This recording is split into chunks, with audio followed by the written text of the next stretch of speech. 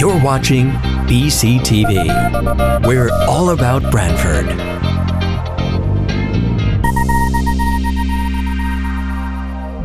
You're watching BCTV, Branford Government Television, a service of Branford Community Television. This program is brought to you in part through the support of the town of Branford.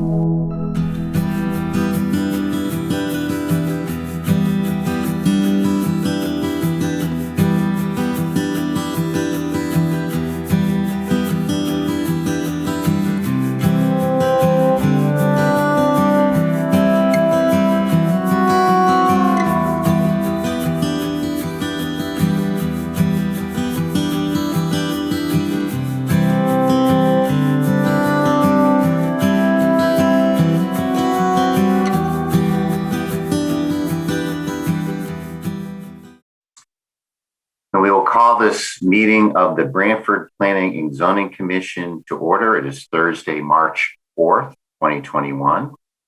This is the regular meeting of the Branford Planning and Zoning Commission. I will introduce members of our commission and staff to start off with. Joe Chadwick. Joe, are you here? Joe Chadwick is present. Fred Russo. Fred, are you here? Fred, you are, but you're muted. He should be a co-host. Okay, I'm here. Okay, excellent. Joe Viuzzo. Joe? Let me unmute Joe because he's called in by phone, so I can't make him a co-host. Okay. So, where do you go? Okay. All right. Joe, there you are. I'm unmuted now. I'm here. Joe Viuzzo. Okay, great. Thanks, Joe. Marcy Pelusi. Marcy? Marcy, you're muted. Oh, it sounds like Marcy cannot unmute herself.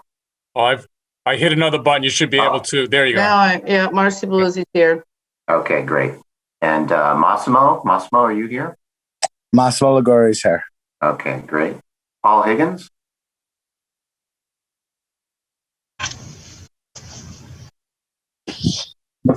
Where's Paul? You should be able to unmute yourself, Paul, I hope.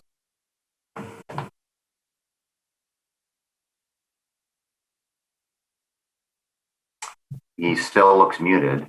But... All right, so I'm doing another button. Maybe that'll work. But...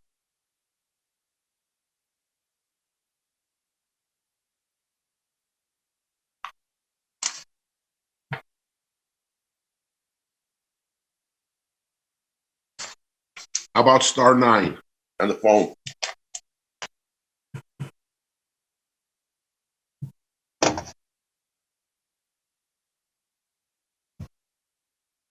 I don't know what number Paul's calling in at. Let's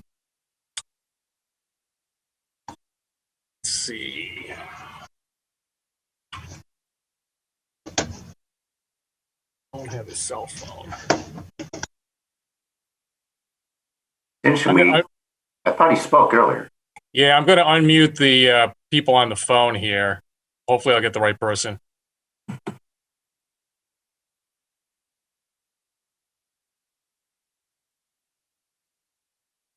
The number ending in 337. Is that you, Paul?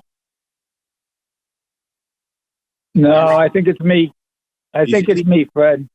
8200. Okay. Oh, I see him. I just got it, I think. Here I am, guys. Finally. Great. All right. Okay, so Paul is here. Okay. And then I'm Chuck Andrus, chair. Our staff this evening is our town planner, Harry Smith. Harry, you're here. I am here. Our assistant planner, Evan Brining. Evan, are you here? Present. And our clerk reporting secretary, Michelle Martin. And we'll start by asking our secretary to read the notice of public hearing. Marcy? Mr. Chairman, Harry Smith, Town Planner. I don't believe we have one because all the hearings we have open are continued. Okay, so there is no legal notice that we have to read.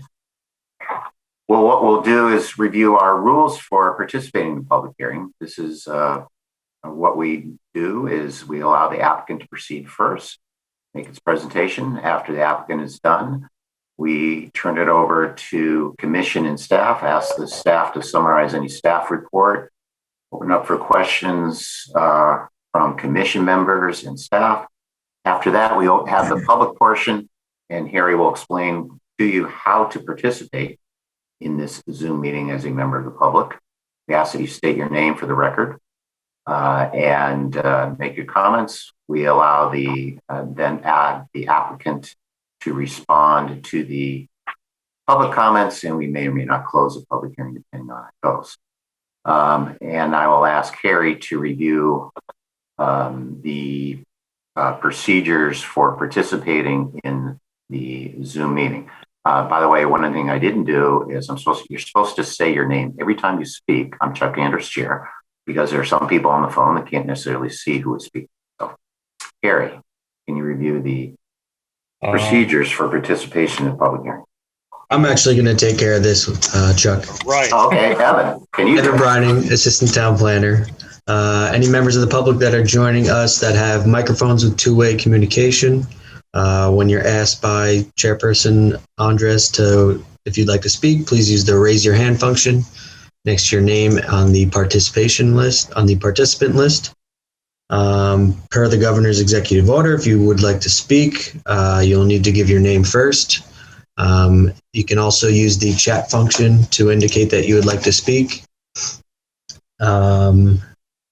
If you are dialing in by phone, please press *9. And again, when you speak, please start with your name. Chuck Anders, Chair. Thank you, Evan. So that now we'll proceed to our first matter, which is a continued public hearing. That is John Petrovsky, Virginia C. Borgia, 8 Sawmill Road, a special exception for grading. And this is a matter that we opened at our last meeting for a public hearing. I believe Mr. Mandel is representing the applicant. And I believe there was concerns from a neighbor about some possible existing flooding and exacerbating the condition. My understanding was that the neighbor indicated that they were going to get their own engineer, and we were sort of waiting for the neighbor's engineer to speak with Mr. Mandel and then also the town engineer. So that's my recollection of how we left things off. Mr. Mandel, do you want to proceed and maybe bring us up to date with anything? Yeah, good evening, Mr. Chairman. Chuck Mandel, agent for the applicant, John Petrovsky. I'll keep it relatively brief. I did contact the town engineer, and I had CC'd Harry on all the correspondence. It appears that he did go out to the site with Department of Public Works, and I didn't observe it, but he did say there was debris in the channel that had been removed.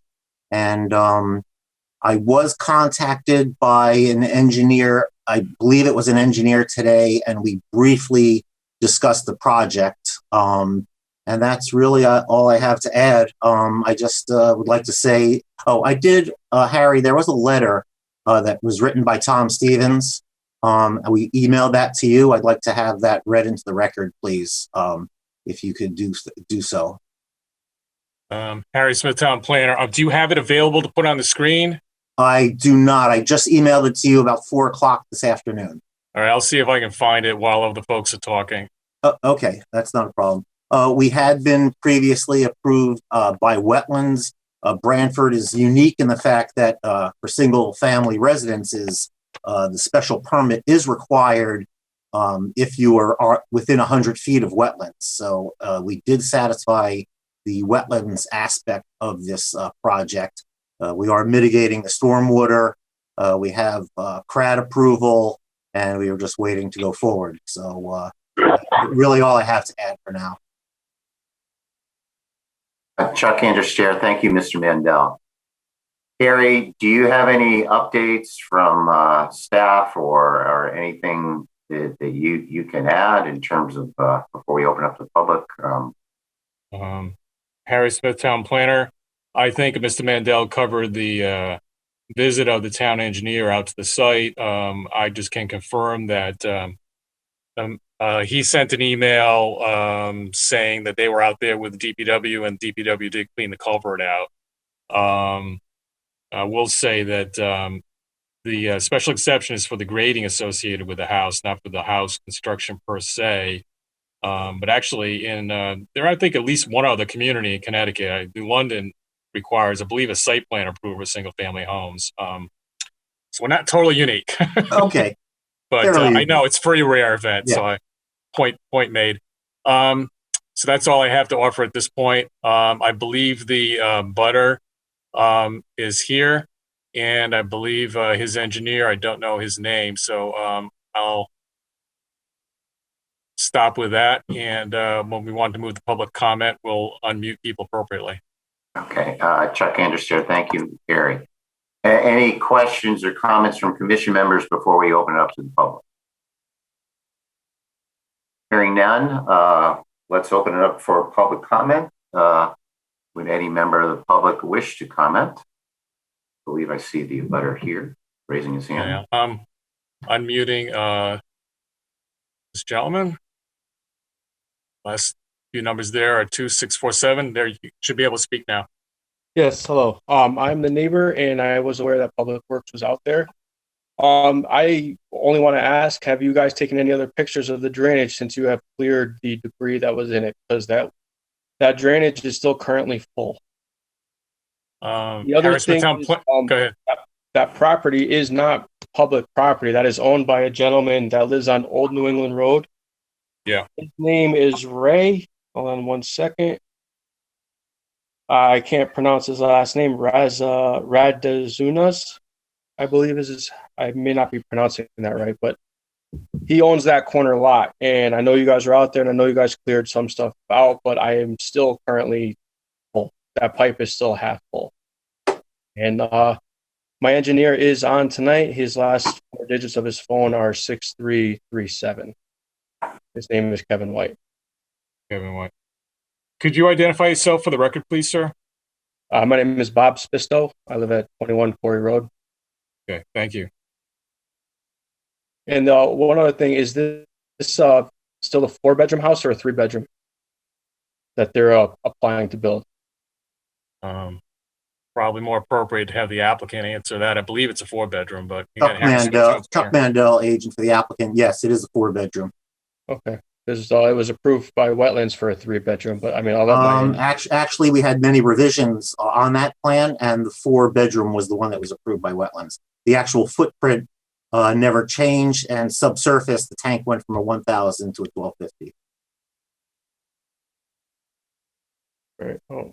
Evan Brining, Assistant Town Planner. Harry, would you like me to unmute the engineer? Yeah, if you can find him here. Sure. Mr. White, was it? Yes. It should be under last 4 numbers of 6367, I believe. There you go. 804-636. Yep, thank you. My name is Kevin White. I'm a professional engineer here in East Haven.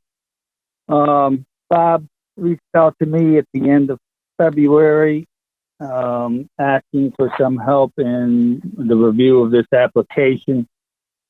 And in the last several weeks, I've looked at the plans, and I don't want to say a lot of questions, but I do have questions. And I think tonight even brought up another question because the map that I have in front of me specifically shows a 3-bedroom house, not a 4-bedroom, and that to me makes a major difference.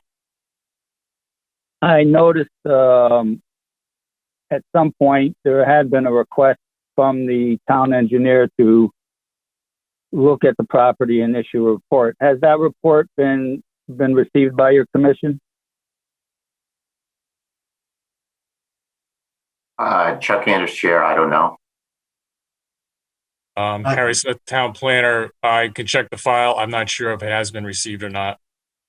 Yeah, Chuck Mandel, agent for the applicant. All I did receive from the town engineer was an email stating that he was out there.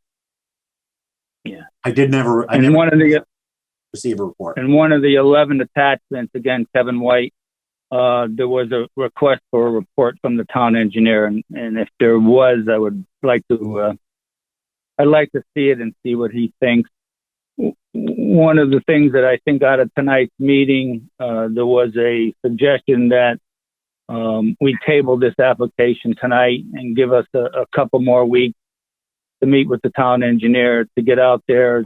I've been out there this afternoon taking a look at it. I can talk to some other people, the health department in particular, to see if they've approved a 4-bedroom drawing instead of the 3 that I'm looking at. And, I think we'll be a little bit more advanced on the meeting on the March 18th. Well, Chuck Andrews Chair. Okay, so your request is that we continue this hearing to our March 18th meeting. I know, Mr. Mandel, you want to get going. That said, Mr. White, my hope is that you can get this resolved, or make your final recommendations one way or the other by the 18th. I think, in fairness to the applicant, we did open this thing in January, so it's. I understand, and I'm fully intent to have this thing wrapped up in 2 weeks. Okay. So my suggestion is, and certainly you should feel free to speak with Mr. Mandel directly. I would hope you could share information if you need it, speak with town engineer, whatever else. But, if there's some mutual understanding, that would be great. If not, we're happy to, make our recommendations and do figure out what we think. So I got it. Thank you. Thank you for the request. Yeah, Chuck Mandel, agent for the applicant. Harry, what is the statute? When do we have to grant an extension, or can you just leave it open tonight? Harry Smith, town planner. With the executive order that's still effective through, I believe, April, someday in April, the commission has an extra 90 days, so you don't need to grant an extension. We just use the 90-day time frame, which the commission basically granted itself an extension under that executive order. It's still in effect. As Chuck Mandel, once again, as the chairman had mentioned, it would be nice to get this in a timely fashion, as opposed to getting blindsided the night of the meeting. So I would like to have enough time to talk about any comments that we did have. I did have a brief conversation with Mr. White today, and I'm more than willing to work with him and see if we can, we want to be good neighbors, and we're not here to hurt anybody. We just want to, we just want to do what we can as of right. Harry Smith, town planner. I mean, I would certainly encourage you to probably take the initiative, perhaps with Mr. White and the town engineer, and having some kind of a joint discussion, possibly even all meeting out at the site. What might be a good way to resolve it as fast as possible and compare notes, rather than wait for comments in writing close to the meeting, and all of a sudden everyone hasn't really, had a chance to exchange ideas and viewpoints and come to some kind of conclusion. Chuck Mandel, I agree. Okay. We do have a hand up by someone named Zaya. So do you want me to unmute that person? Chuck Andrews Chair, yes, please. Okay. You should be able to speak. Zaya. Okay. Yep. So my name is Tony Baldock. I actually work for Chuck Mandel, and I just wanted to answer 2 of the questions, if that would be helpful. I have the wetlands approval in front of me, which is the approved plan date is revision number 6, 2/11/2021, which was indeed a 4-bedroom system. And I can forward that over to you if that's helpful. I would please do that, just to make sure we have it on file here. Thank you. Okay. Yep. Chuck Andrews Chair, thank you. And also, again, hopefully exchange whatever information with Mr. White, facilitate that, make it quicker. And I understand Mr. Mandel's comments. If there are responses to, hopefully I'll get them to him before the next public hearing. So with that, are there any other members of the public who wish to comment? Harry Smith, Town Planner. I'm not seeing any. Evan, if you see anyone, sing out. Any comments from commission members or staff? Not then, we can. I have one question. Sure, Marcy.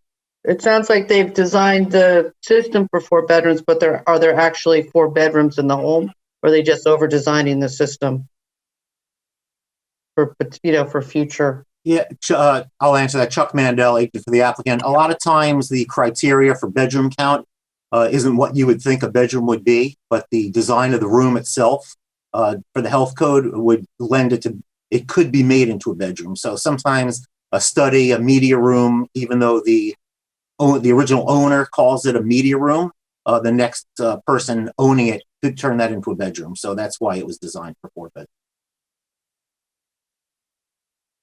So the intended use as far as the number of occupants is still essentially for a 3-bedroom scenario. The system was done, for consideration of future use. Correct. And Chuck Mandel, once again, upon review of the floor plan, the health department did require us to add an extra bedroom. In regards to the size and the grading, the original approved plan from wetlands was almost 18,000 square feet of disturbance. We're down to about 9,000 square feet. We've minimized the ground disturbance as best we could. Yeah, and my understanding is you're not the increase in the septic system isn't increasing the square footage of the home. It's just the way the rooms are allocated. Correct.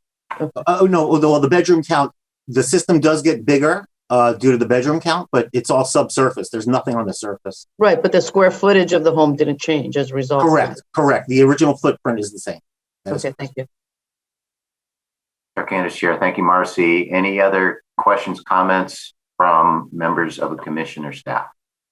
Harry Smith, Town Planner, I just want to clarify that it's Executive Order 10A, which extends the several provisions of previous executive orders, including the 90-day time extension power of the commission through April 19th, 2021.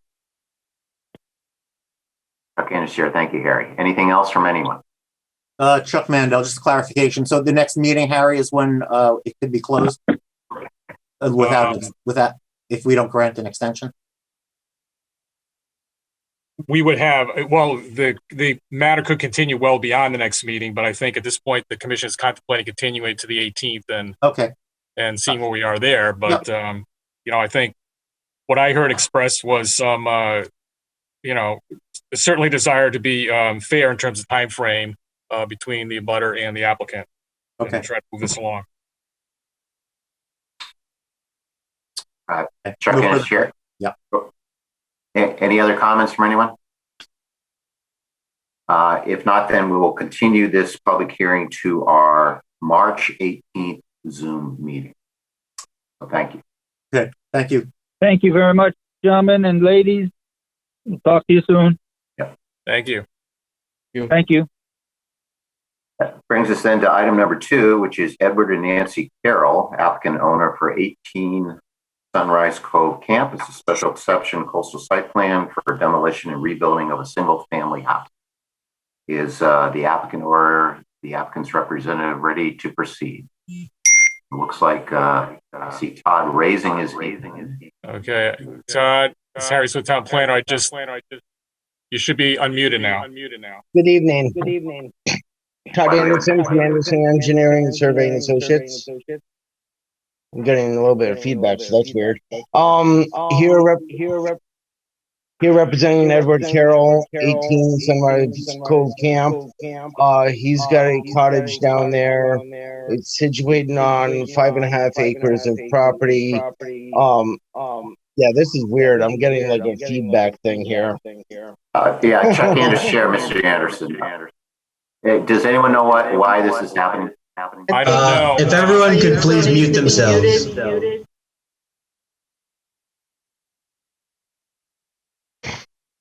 I think if you mute Joe Vayuso, that you won't get the try reverb. muting Joe. Okay, try again, Todd. Harry Smith, Town Planner. Okay, it's gone. Okay. Oh, that's much better. Now I can think. So they have a cottage down at Sunrise Cove Camp. Excuse me. Situated on 5.5 acres of property. There's 35 cottages down there. They wish to do what a few other owners down there have done and tear down their outdated cottage, rebuild it with a new FEMA compliant cottage. We've gone through the ZBA process of being able to, because the site is non-conforming, 35 cottages on one property, we had to go to ZBA. We were granted that variance. So before you is the CAM application approval, because we are within 100 feet of the critical coastal resource, and also the special permit for grading to be able to excavate out the existing foundation and excavate for a new foundation. We are expanding the cottage slightly in pretty much the existing footprint of what the cottage and the existing deck encompasses. We will excavate out for that new foundation. There's a stockpile area placed furthest away from the critical resources. There is a proposed second floor cantilevered balcony that sticks out towards the water that is an expansion on that existing cottage. In staff comments, there was, and I believe it's still in there, about the 38-inch tree that is only a few feet away from this cottage. It was unanimously wanted by the entire association that that tree be removed. They've had problems with that tree over the years. Its life is pretty much limited. Limbs have fallen off of it and caused damage to other cottages there. So we do have on the plan for it to be removed. There is a letter in the file from a tree company that did an assessment of the tree, and its condition is not great.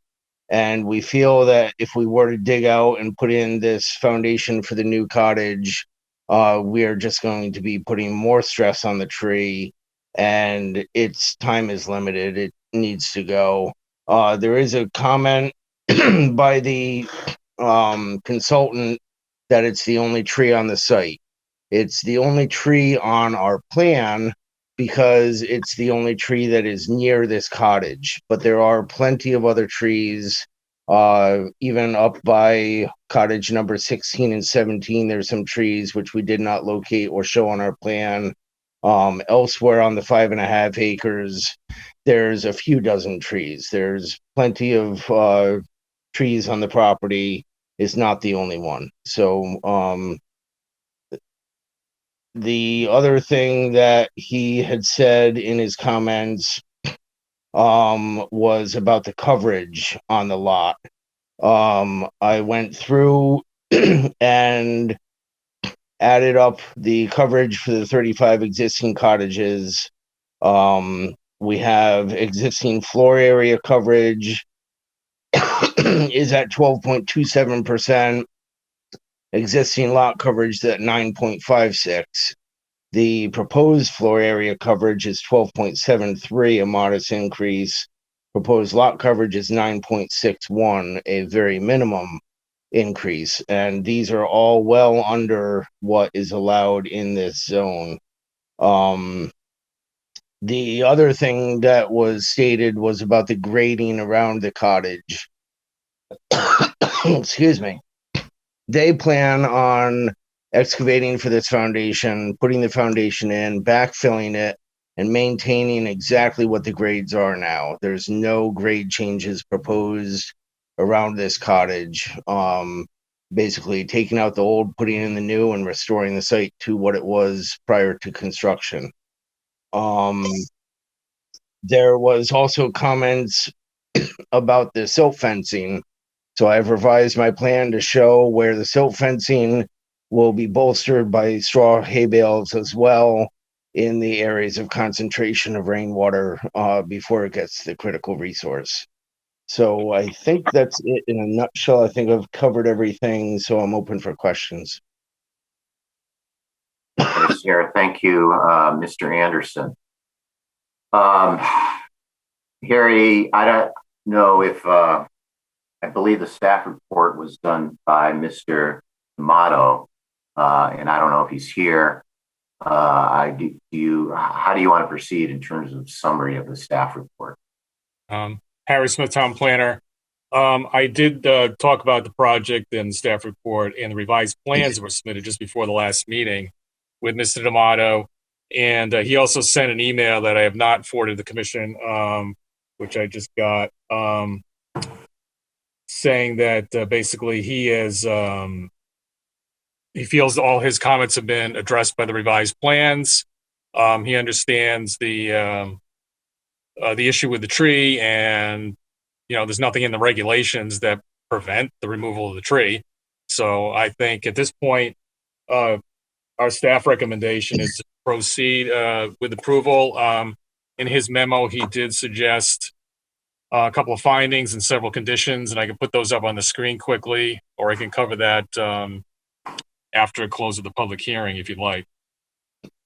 Okay, thank you, Harry. Mr. Anderson, have you seen the findings and conditions, and are you okay with them? I have not seen that. Okay. Yeah, Harry Smith, Town Planner. They are attached with the staff report, so at the very end, Mr. Anderson. The original staff report? Right. Well, there's a revised one that was revised 226. So you should have gotten a copy of that. But I think they were in the original one as well. I did not get a copy of the 226 report. Oh, I apologize. That was not sent to me. Okay. But if I think they're the same exact ones, and I'll put them up on the screen. If you're speaking of the 5 conditions that were on the original staff report, then yes, we have no problem with that. All right, let me put them on the screen just so you can see them, so I can be sure they're the same.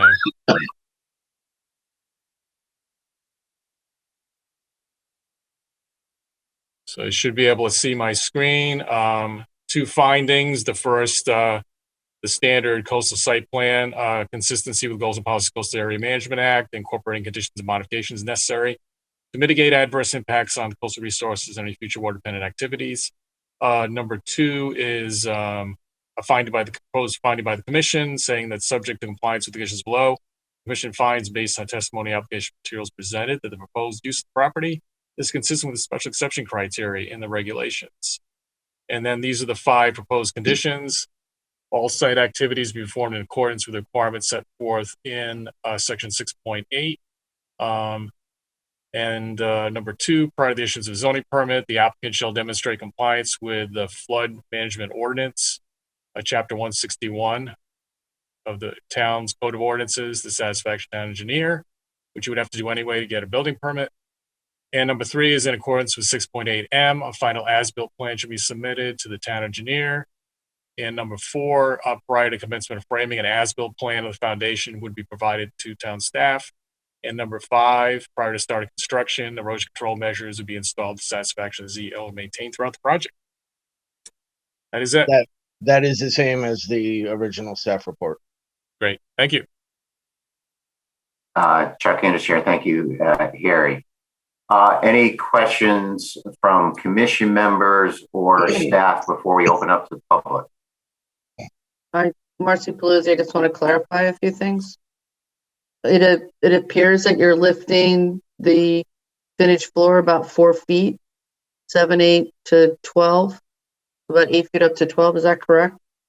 The existing sill is at 9.9, and we are raising that to 12. So it's actually just about 2.1 feet.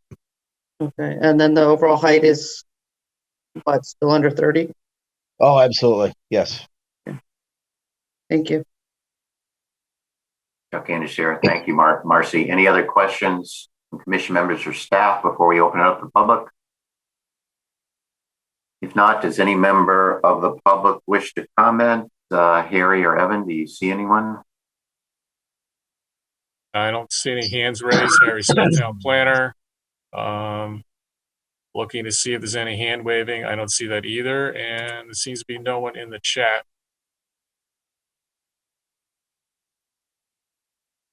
Do you see anything, Evan, that I'm missing? No, I don't see anybody. Evan Browning, Assistant Town Planner. Nobody in the chat and nobody raising their hand. Thank you. Okay, thank you, Chuck Anderson. Thank you, Harry and Evan. Are there any, Mr. Anderson, do you have any further comments or on this or? I don't know if you want to read the letter from the DEP about this or not. That you might want to include that in there. I don't know if you want to read the whole thing because it's very lengthy. But I talked with Jamie and she had no problems with the construction of this unit. So I know other commissions in other towns have read her entire letter, but I'm not sure as if you want to take the time to do that because it is very lengthy. Chuck Anderson, thank you, Mr. Anderson. My understanding is I think if it's a zone change, we have to, but I don't think we have to just a site plan. Exactly. Yep. Harry Smith, Town Planner. Yes, unless the agent requests the letter be read into the record. I'm looking at the letter and there is no request to be read into record that I can see. So I can put it on the screen if you like, but it sounds like we've gone over all the issues. Okay, I don't think it's not negative. I mean, it's a positive letter. It doesn't object. So right. I'm okay with it. No. Any other further comments from the applicant or commission members or staff? I'm good. Thank you. Okay. Great. Then we can close this matter as a public hearing, and this is something we can probably take up after later on in the agenda. So thank you. Brings us to item number 3, 56 Stony Creek Road. It's a Lay Small applicant, Fared Stony Creek LLC, the owner. This is 56 Stony Creek Road, a special exception for grading. And my understanding is that the request is to continue this matter to our March 18th meeting. But Harry, you want to fill us in on this? I'm sure. Harry Smith, Town Planner. We've been in communication with the applicant. Another application is required to modify the previous special approval that was issued because of the proposal to put a septic system in that is a subject of this approval because of the grading associated with that septic system close to the wetland entails removal of some landscape elements. So they will need to propose a modification to their old approval to update it and propose possibly some additional landscaping and accommodate the grade changes they're proposing. So I can explore that with the applicant a little further. I think Evan's also been in touch with them. So hopefully that can happen by the meeting on the 18th. Chuck Anderson, thank you, Gary. Okay, so then we will then open and it's already open, so I think all we need to do is continue it until the 18th. Okay, so we will continue this matter to our Zoom meeting on March 18th. So that brings us then to our minutes. I believe we were sent the minutes for our February 18th meeting. Hopefully you had a chance to review them, and if so, does some member like to make a appropriate motion? And I believe John is gone, so we'll need someone to sit in for John. Do you know who's up? Harry or Evan? Harry Smith, Town Planner. I want to say we're back to Fred because I think the last time we sat alternates, I think both Massimo and Paul were seated in place of Joe and John on Goodsell, I believe. Okay. Okay, so then Fred, you will be sitting for John this evening. So someone will make a motion to regarding the February 18th minutes. Is there a motion to approve?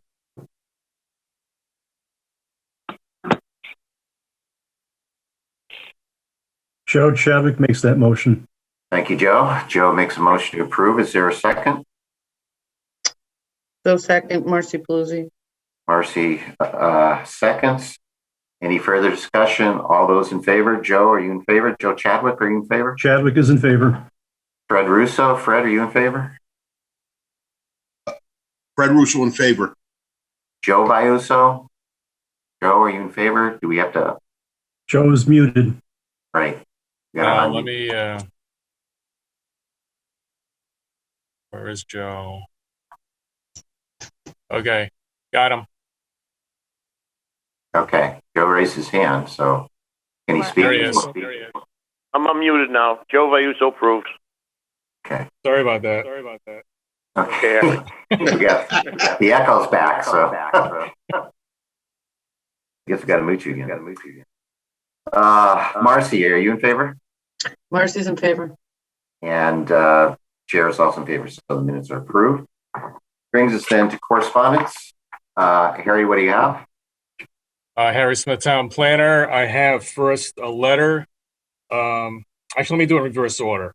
I will just mention that we've received communication from Dan Rabin, who I believe is a member of or associated with the Clean Energy Committee. And he would like to start a conversation regarding some possible changes in the zoning regulations and or town ordinance. And frankly, I got this yesterday late, so I have not really read it completely. So I can explore this a little further with him and talk to you, Chuck, about putting it possibly for a discussion on a future agenda, if that's acceptable. Great. Chuck Anders, Chair. Thank you, Harry. That makes sense. Okay. The second item is a letter from the EDC from Perry Maresca, the chair of the EDC. And I sent this around to the commission probably about a week and a half ago by email. And I can put this up on the screen if folks want to take a quick read if you didn't get it by email. Chuck Anders, Chair, why don't you do that, Harry? So, okay. And I see Mr. Maresca is here too. So, all right. So maybe so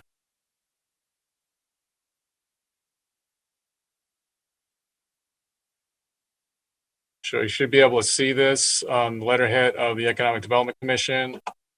And it's not too lengthy. I'm happy to read it out loud if you'd like me to, but it should be visible in its entirety at this point on the screen.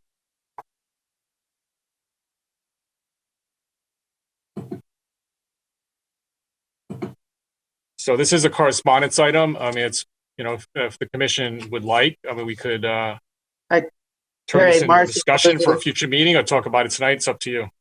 I think you should read it for the people that are only on the phone. Okay, might not have sure. it in front. Thank you.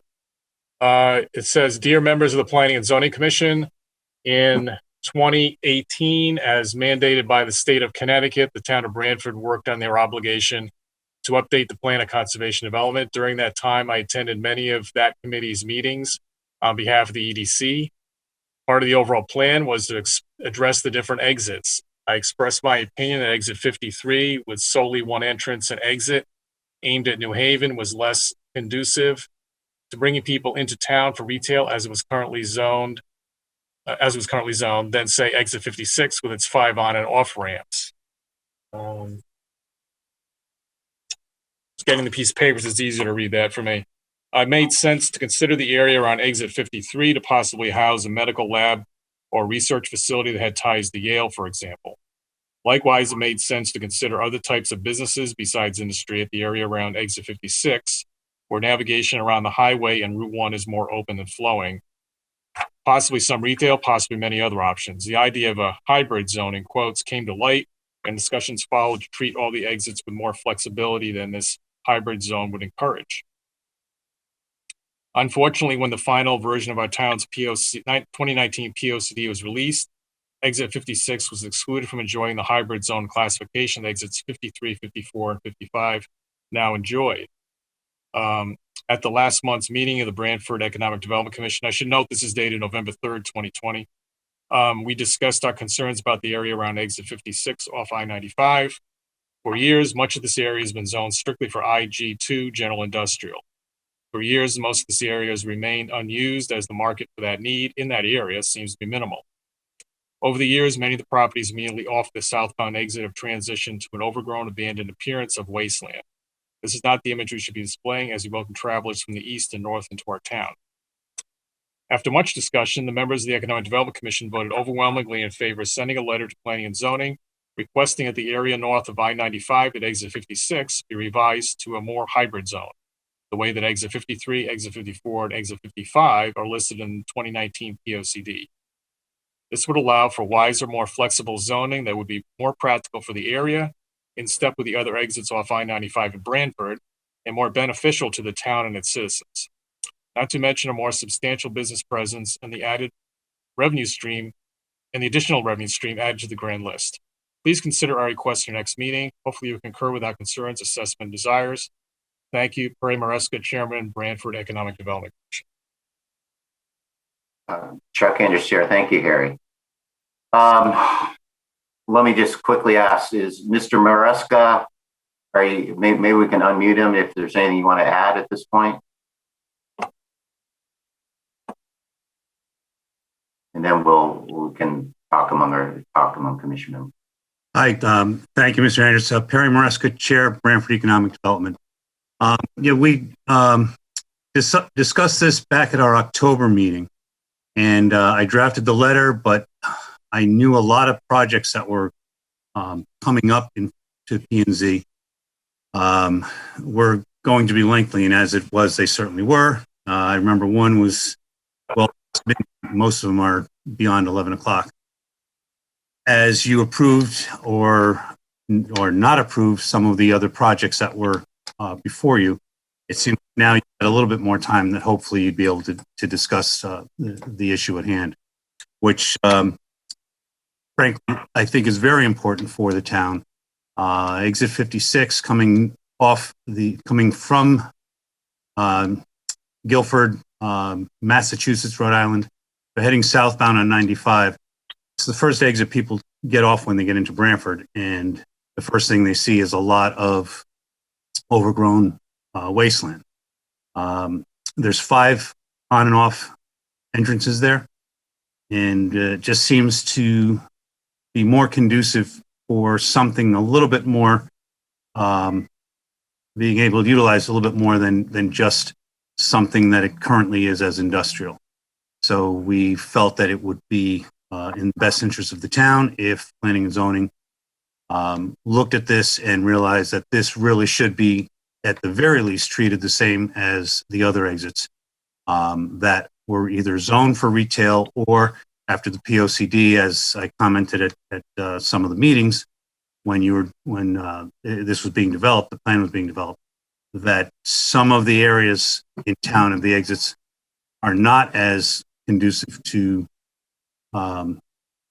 other uses, whether it be a bank or some form of a retail or consumer oriented, as opposed to exit 53, where it's not as conducive for that. And there's already a lot of congestion and whatnot, and to add additional stores or something to that effect in that area did not seem as beneficial to the townspeople.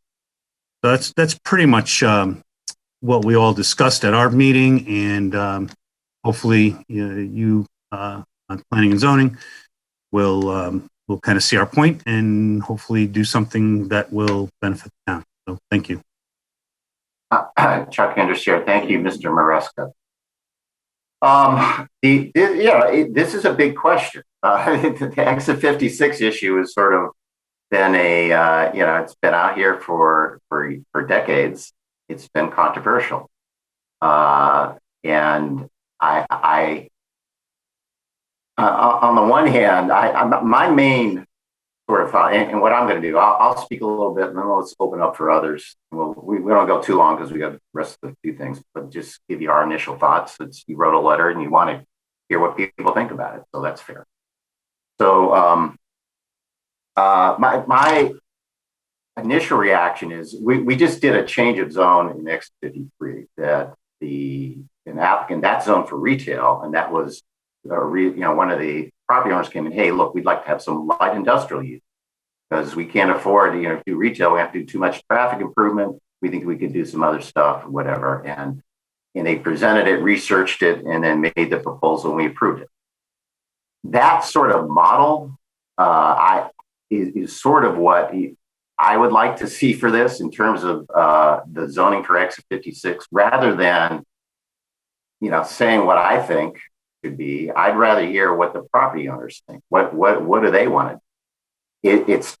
Obviously, it's more timely now because it looks like we approved a PDD, which did involve a major review, and that was controversial. And that was a 3-2 vote on this commission, and there was a lot of opposition. It was that was not that generated a lot of controversy in itself.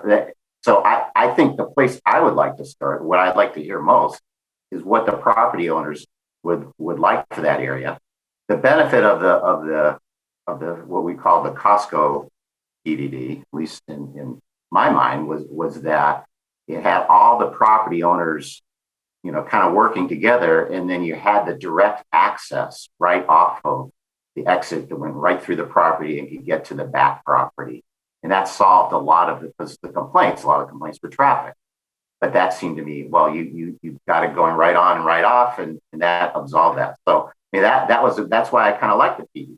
You're not saying, retail itself is good or bad, or whatever, but it's confined to the PDD, because that's the issue. There's been a whole history for decades of whether, we heard a lot of there's people that just did oppose to any retail out, or any more retail, because there is retail there now. So it's just not, it's not an easy call that I would feel comfortable, other than just say, because right now we got this dead. Coincidentally, we had the opinion from our town attorney that it is still in a PDD, but you can't do anything with. You can't even do the industrial use. So I wouldn't have a problem rezoning it back to IG2. But if there's more than that, my preference would be having the impetus come from the property owners, hopefully working together and then presenting something that we can look at. That was sort of the Exit 53 model. And then if it looks good, we approve it. And that's what we did, frankly, with Costco, and that was in itself wasn't an easy process. The whole issue of one reason I like it being zoned industrial out there is that if it's zoned for industrial uses and don't allow residential uses, they can't force an 830G application on you. And frankly, if it's zoned for retail, that may take you out of the exemption for affordable housing. My thought is that whenever there's straight land, the immediate money to be made is in residential. So, and we saw that at Exit 55. We had a PDD and it worked, but a PDD came in and said, okay, I'm going to fix up this mess. And it was a mess. And that to me was part of the incentive. And so we're going to put residential there. And that was close enough to other residential, and it wasn't zoned IG2. So, that was whatever. But it seems to me once you got to be careful, I think. My preference has always been like that part of town be retained for economic development. And perhaps it could include some retail and then done right to address traffic. But my concern is my main concern is I would rather not be non-residential.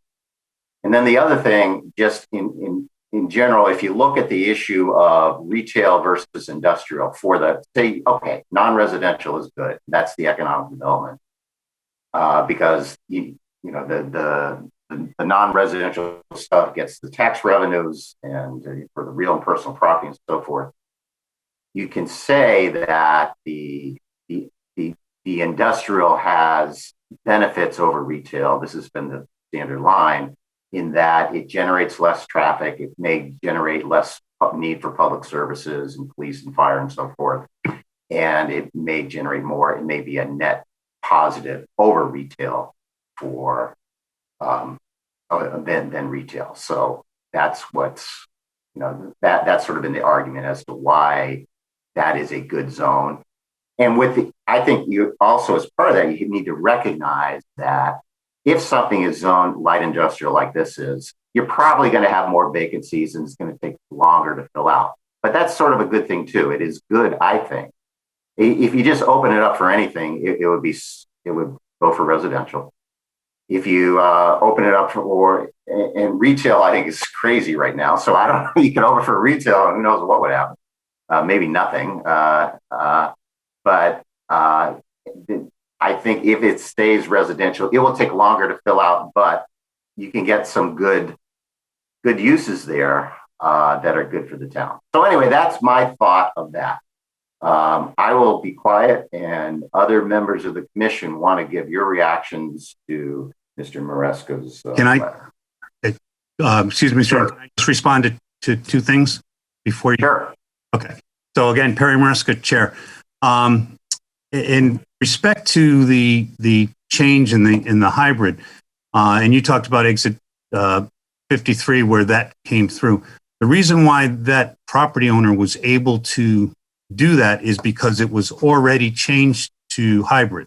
Because I was in conversation with that property owner when they were first looking to do something different, and that's all we're saying about exit 56. And I don't know the legalities. I don't know if you can do a hybrid strictly excluding residential. I don't know if somebody can build a residential complex on 53 where you've got the expanded old JM Fields parking lot that goes all the way down to Route 1. So I don't know if that's possible or not, but I do know that the hybrid zone allowed them to use their property for a warehouse as opposed to a gas station or a restaurant. And that would be more similar of what I would see exit 56 being utilized for. I don't see it as a retail, a shopping mall, or even a shopping strip of anything along that idea. But I agree with you. Retail is not what it is. I got out of a large retail lighting showroom because we knew things were changing, and it has changed, and we do more consultation. That's more where things are headed. So using the term retail, I guess, is not really the best use of the word, or the best, what I'm trying to get at. And then also in regard to multiple property owners, and I agree, that was an amazing thing that at the time you were able to get 3 property owners of large parcels of property all together to work up this PDD at exit 56. And the chances of that happening again are probably slim to none, as people have changed their opinions and so on and so forth. But likewise, at exit 53, you have multiple property owners. And one property owner that is currently planning on using part of his property for something else was not in conjunction with the other property owner. So I just think that 53 and 56 certainly should be looked at similarly for a number of reasons, and the advantages and disadvantages of each one has. And again, only an on and off ramp heading towards New Haven, and nothing in the other direction at exit 53. So I'm just saying those two should be looked a little bit more evenly on that. Thank you. Okay, thank you, Mr. Maresco. I would point out that the uses that we added to exit 53 are already allowed. In other words, the warehouse using the more light industrial office, whatever, they weren't allowed at exit 53. Now we allowed them, but you can already do them at exit 56. So other people want to comment? Commission members?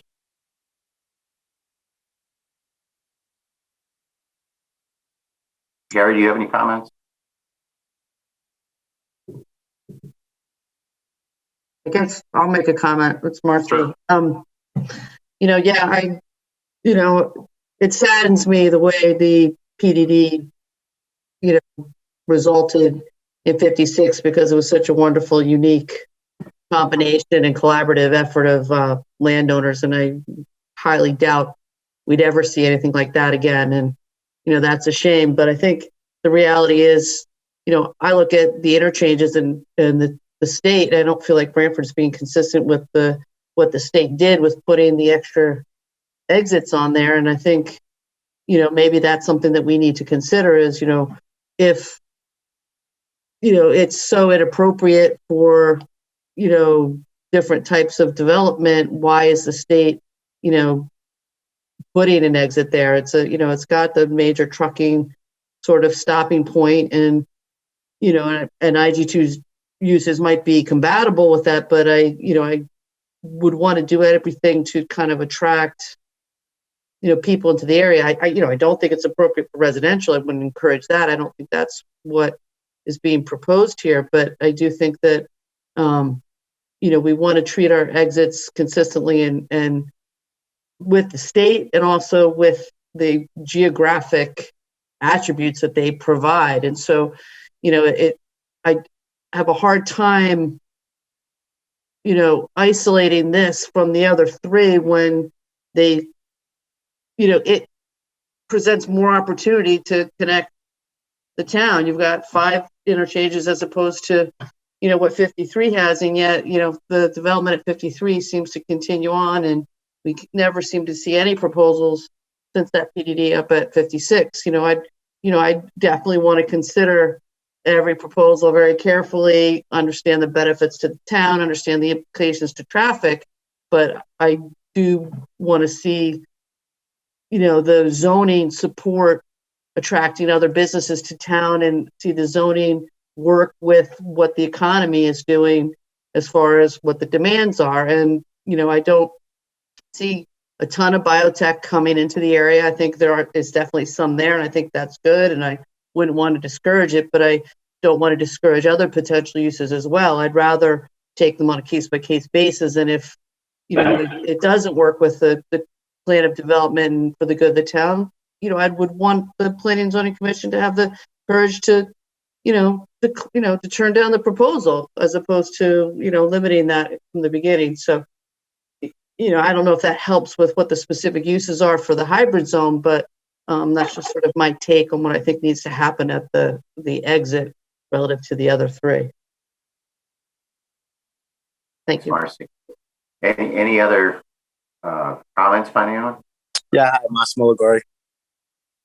I agree with Marcy. I mean, I think, a lot of things need to be, and yourself, Chuck. I think it needs improvement.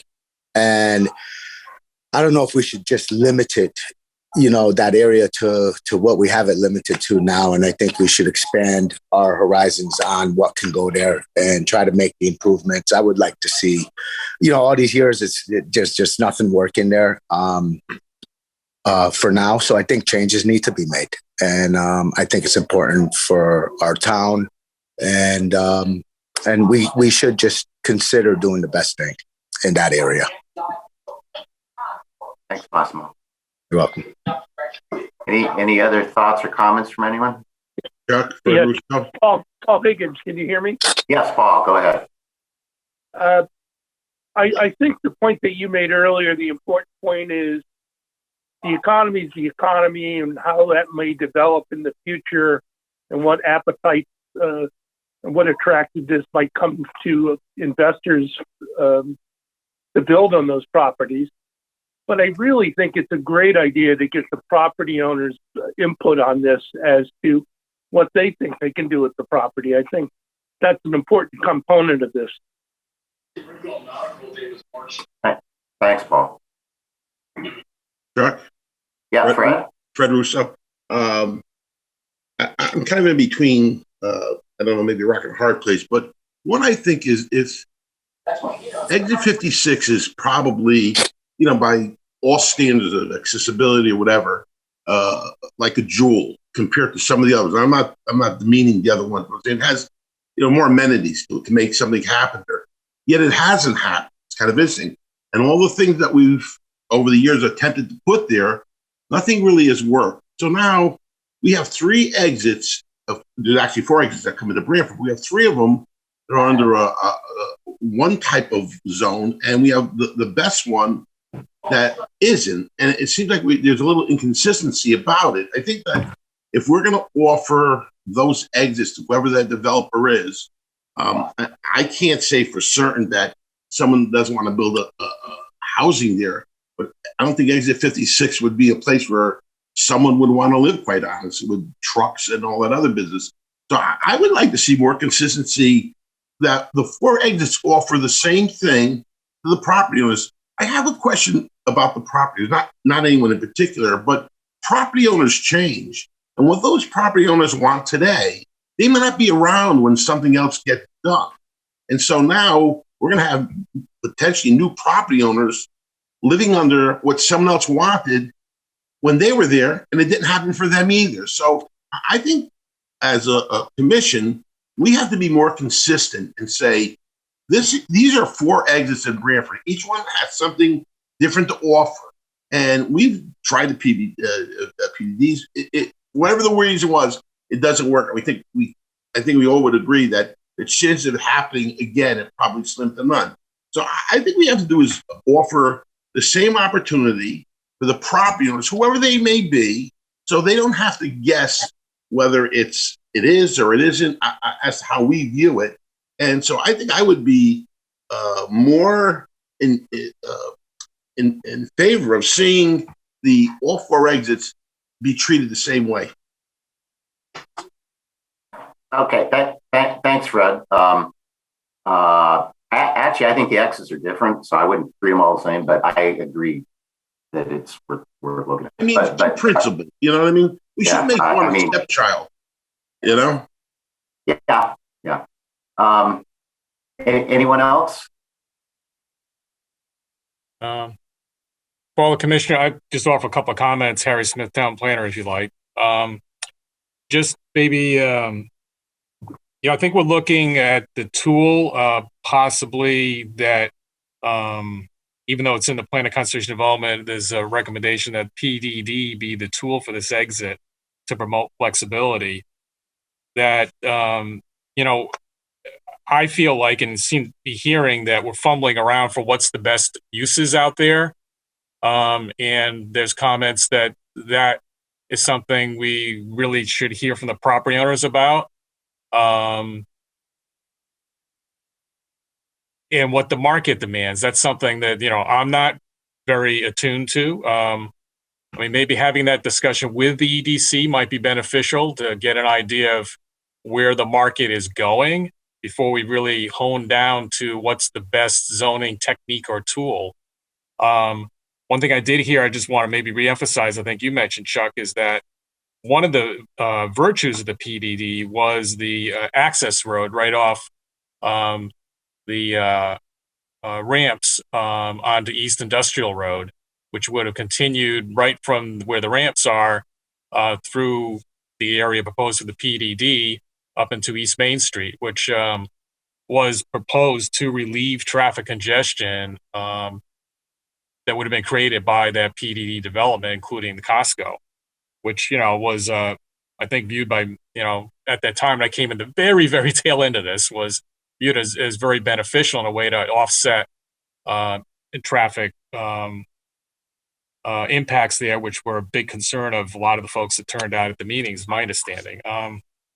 So that's one big element. And then just to clarify a little bit more, or emphasize a little more, the residential development potential at exit 56, even if you zone it in hybrid, whatever, industrial, whatever you pick, you could exclude residential, but the statute that I believe the chairman's referring to, 830G,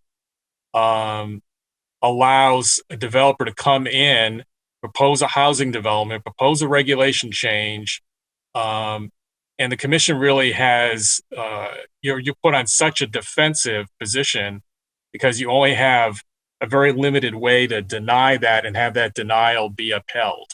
It's very easily appealed and very easily overturned, unless you meet certain criteria, which that area would likely not meet. So that there is the potential for somebody to come in and propose a affordable housing project, supersede any zoning, hybrid, whatever, that precludes residential. And even if the commission denied it, go to court, get that denial overturned, and have that housing project built out there. So you lose the control over excluding residential from that area without an industrial zone, or whether there could be an industrial hybrid zone that still achieved the protection and included a little more flexibility looking at what's in the market. I know one thing that was put in the hybrid zone at exit 53 was basically what they call fulfillment centers, which are, something that's now in the market that And, from like Perry's, for example, I mean, rather than have a storeroom and a warehouse, a lot of folks are using fulfillment centers, and they're doing the distribution and actual mailing and delivery of products. And people are running things out of their houses. They're running business out of their houses using fulfillment centers, and all kinds of other things are happening. So I think for maybe the commission, myself, and others to understand all that more fully, what is the market? Is it, is there more market for biotech? Is there not? What is a market for areas around this kind of highway exit? What's the likely development? And then try to find the best tool that fosters that, so we can get tax benefits of all that. So I just wanted, sorry to go on at length, but I just wanted to hit a couple high points. Thanks. Great. Thanks, Harry. Mr. Maresca, I hope we can give you some feedback here. I mean, I would love to see the EDC maybe reach out for the property owners too and get some sense of where they're coming from. For something simpler like, add the use, what is the use you just described, Harry? Fulfillment center. Yeah. Fulfillment center. Add that to the list of uses you can do. That's a layup, I think. I don't think anyone would object to that. Whoops. Barry's muted. I'll get you, Perry. Sorry. Right. There. Oh. Okay, you're on. Myself before, not realizing that once I did that, I couldn't get back. Yeah. No, I at a fulfillment center is ideal, and I certainly would say I can reach out to Secondinos and the other property owners up there and just see and work with Harry, work with P&Z. I see this area, and I've said this at our meetings at EDC. The School Ground Road is changing. It's becoming a thoroughfare from exit 56 to Route 80.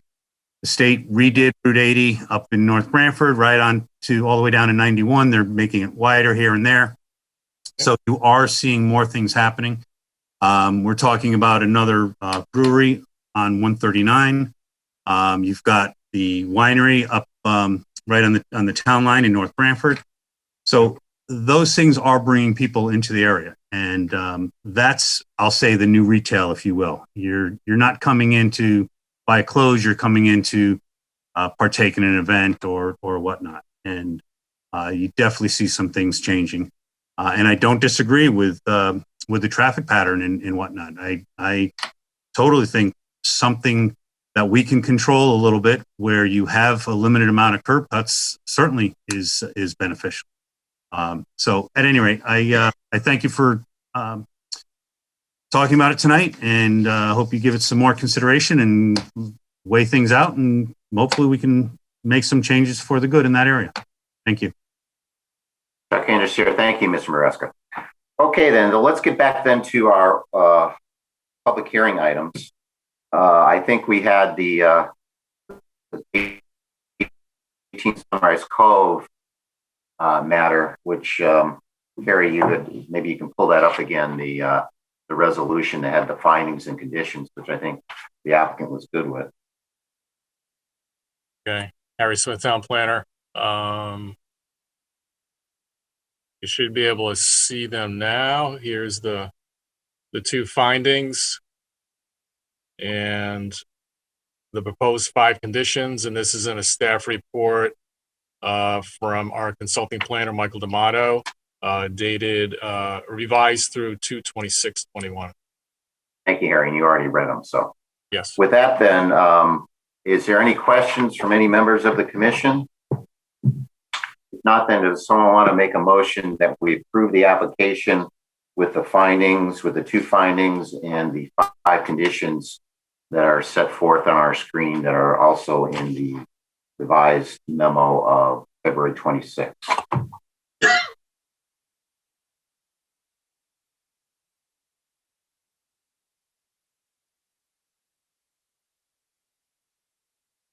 Someone want to make that motion? Marcy Bolivia makes the motion. Okay, motion made by Marcy and a second by Joe Chadwick. Any further discussion? All in favor? Joe Chadwick, you in favor? Chadwick, yes. Fred? In favor.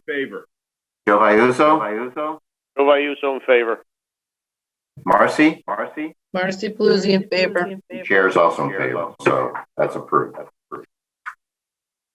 That brings us then to old business. And we'll run through our items here. Item 1 is the Goodsell Point. And Harry, I know that you had sent around a draft resolution on that, and you had a few questions in it. Can you bring us up to date? Are you recommending we move forward, or you still want to look at this more, or what? Harry Smith, Town Planner. I think at this point we are ready to move forward. I can put the resolution up.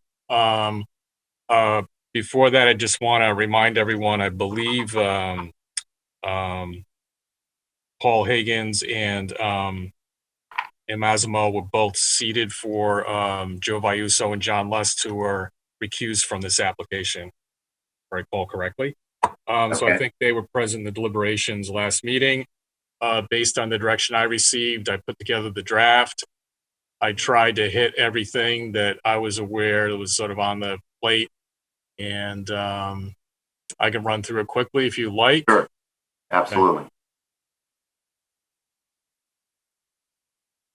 So I'm going to share my screen and just sort of scroll through it.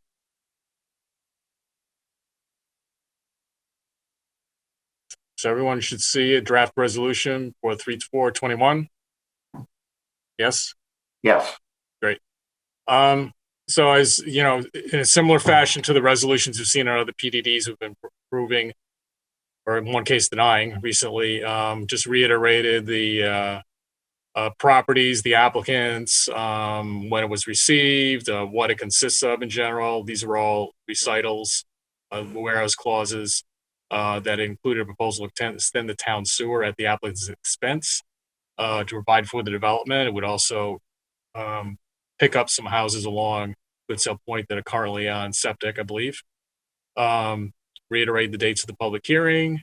That as required, referrals are made out town sanitarian, police, fire, and town engineer. Reiterated are a couple of modifications that were made to the application during the public hearing process. You may recall that there were 8 driveways onto Goodsell Point, which was a violation of this section of the zoning regulations. They modified the PDD request to provide for that. They also offered, in lieu of dedicating any units as affordable housing, a sum of $15,000 as a contribution towards the housing trust fund. That would be $1,000 for each unit created. And I've got language in here. It's very similar to the language we had for Mariner's Landing. So it reiterates the housing trust fund and references a section of the state law that provides for that. And I believe later on in a proposed condition that would be adopted formally also at site plan level, provides for the commission to be in control of the expenditure of the housing trust fund, as I believe is provided for in the statute. There were also some traffic calming measures proposed, which included what they call fog lines or delineations of the end of the travel lane in Standard Road, and to a very limited degree on Goodsell at one of the points where it's a little wider. Goodsell was so narrow, you really couldn't do much of that, but they want to do a little bit. Just refer to the uses proposed for the PDD here in this whereas. Talk about the residential density, which taking the lot area that's the combined properties and the 15 units comes out to about 3.75 dwelling units an acre for this PDD. I just recited that this development could not have been approved as an incentive housing overlay district development because the existing marina wouldn't have been allowed in the underlying residential zone. So I just want to qualify for that. A recitation that commission deliberated on the application and the affordable housing offer, referring to it as the amended application. The statement that all the consideration required to be given to the factors for creating a PDD and making the zone change and are looked at. and the statement that you're finding that subject compliance and fulfillment of the conditions below, the proposed uses, density, layout of the proposed development of this proposed PDD is consistent with the comprehensive plan of zoning, quotes, and conforms to applicable sections of the zoning regulations. We could probably take out except as specified below because there really is no specification below about any non-compliance. So I would suggest that be taken out.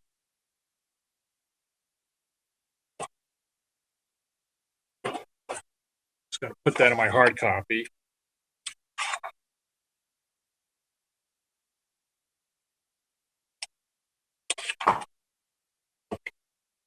And moving down to the next page, a finding that with the inclusion of the affordable housing offer, the amended application is found consistent with plan of conservation development.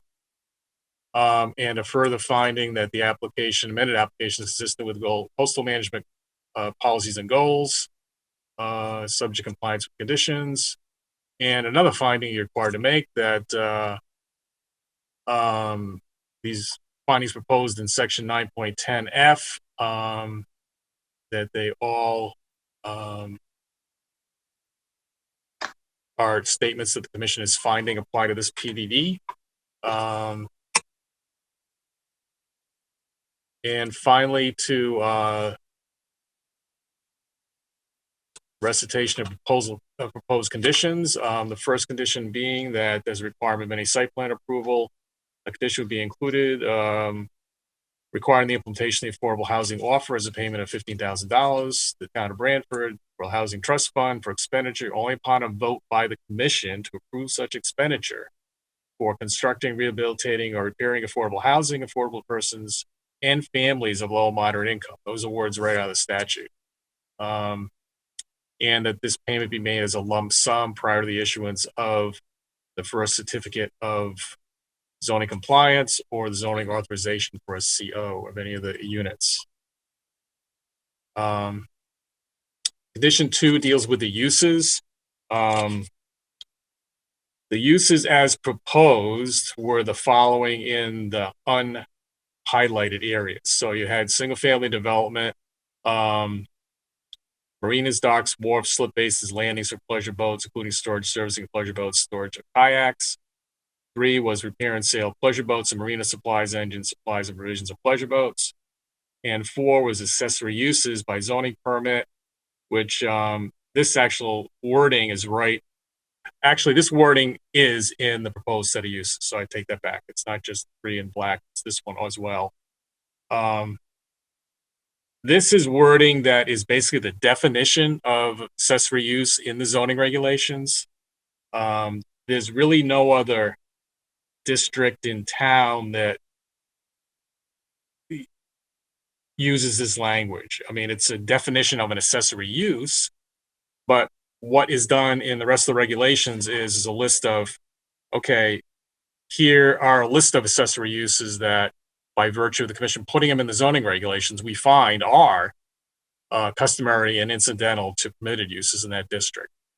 Some towns, cities have statements at the end of their zoning district list of uses that say maybe 1, 2, or 3 accessory uses, and they say any other use that is customary, incidental to a permitted use, to kind of leave it open-ended.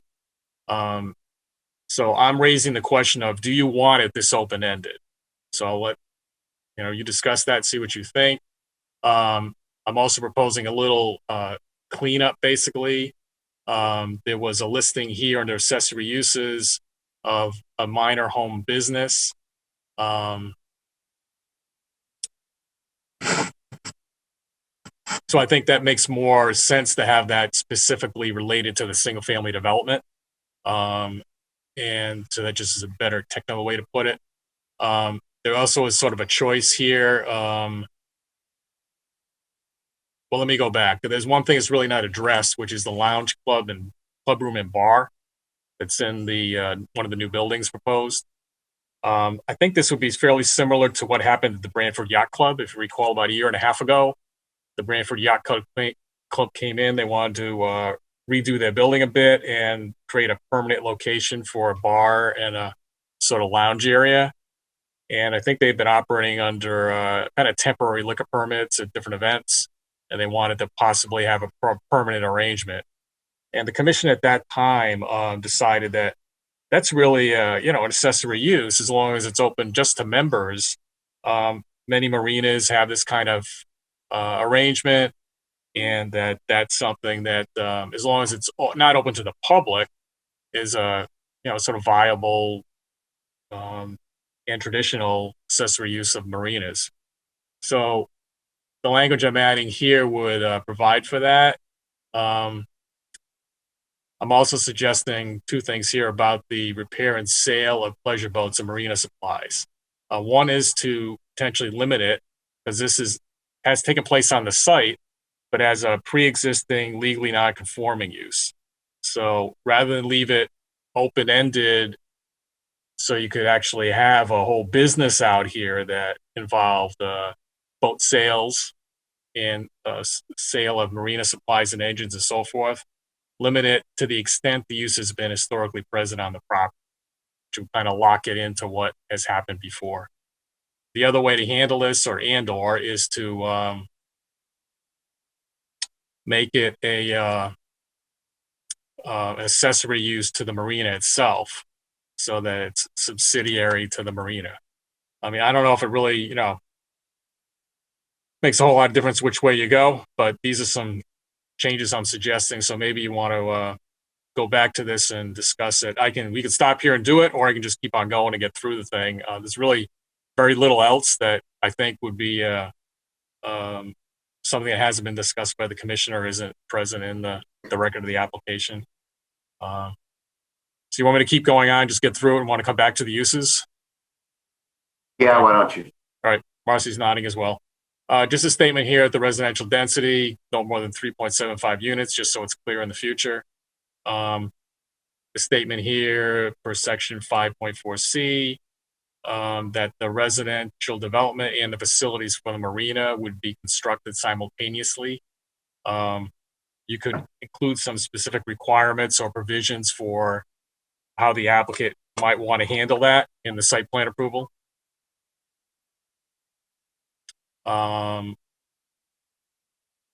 Number 5 would limit any change in the marina use to an application that would come back before the commission as the zoning map amendment level process, which would give you the most discretion. Consider any change in the marina. Number 6 would require addressing several comments from the town engineer in the site plan level application, including removing the indication of any off-site guest parking within the good sell point right away, and either relocate these onto the properties or just eliminate them. Including detail regarding the extension of the road. That should be Good Sell Point Road, not Pont Road. Sorry. A provision of additional details about the proposed gravity main extension, force main, and pump station. Providing more information about water quality and quantity mitigation for the parking lot, the gravel parking lot. Providing a site operations and a flood evacuation plan for the properties, particularly the 70 parking spaces waterward of the coastal jurisdiction line, which might see periodic tidal flooding, as well as all the spaces in the lower parking area, which are within the 100-year floodplain.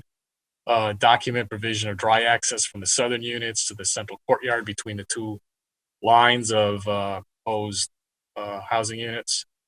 And also propose appropriate restrictions on the lower level use. This is the parking area that's in the floodplain of that lower line of units. Also, some more requirements here that was suggested by the consulting planner for the site plan, that all required design information to implement the WPCA approval, the sewer line be submitted to the satisfaction of the town engineer. Scale information on the architectural drawings to make sure it meets the height limits, and the cost estimate of all the public improvements proposed, and an operations and maintenance plan from the applicant to ensure they're describing how they're going to maintain these improvements, which the PDD section asks them to maintain. Again, some informational requirements. I thought put it this way, that leave it up to you whether you wanted all these to be addressed, but that this is a section of this, the regulations that have requirements for, like, say, a new marina is coming in. There's a list of requirements and information that should be provided for consideration of that.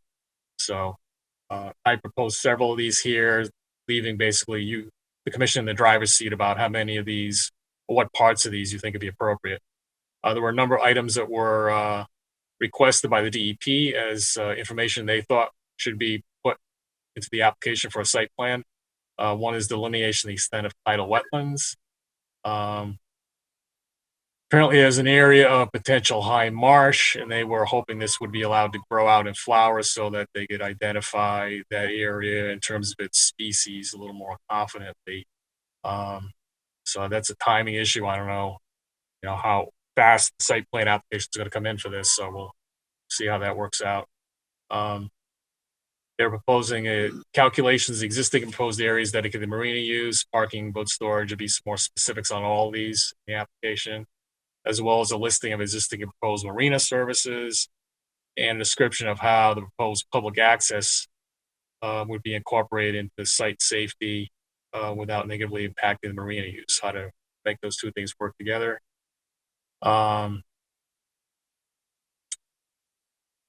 I proposed as a list here. I know we were talking at the commission was at the public hearing and at the last deliberation session about how we would handle some of these things that are sort of open questions. And my take was that the commission wanted to sort of have all these addressed at site plan level.